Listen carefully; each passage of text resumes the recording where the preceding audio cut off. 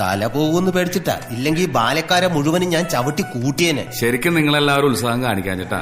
എല്ലാവരും കൂടി ആഞ്ഞു പിടിച്ചിരുന്നെങ്കിൽ ചിലപ്പോ ഒരു അമാവാസി മാറ്റി വെച്ചാൽ കൊന്നുകളയും ഞാൻ. എടാ, ഈ അമാവാസി എന്ന് പറഞ്ഞാൽ എന്താന്ന് നിനക്കറിയോ? എന്താ? എടാ, ഈ അമാവാസി എന്ന് പറഞ്ഞാൽ ഈ മറ്റേ ഇതില്ലേടാ, ഈ നീ ദരിദ്രവാസിക്കൊന്ന് പറഞ്ഞു കൊടുത്തേ. ഒന്നും മിണ്ടാതിരിക്കുക. ഇതിപ്പോ നമ്മൾ ശരിക്കും പെട്ടു. അവരൊരു ഡെഡ് ലൈൻ തന്നിരിക്കുക. അമാവാസിക്ക് മുമ്പ് ആരുടെ കൊട്ടാരത്തിൽ എത്തിച്ചില്ലെങ്കിൽ നമ്മുടെ കള്ളക്കളികൾ മുഴുവൻ പൊളിയും. എടാ, പോസിറ്റീവായിട്ട് ചിന്തിക്കേ. അവര് പറഞ്ഞതിന് വേറൊരു അർത്ഥം കൂടിയുണ്ട്.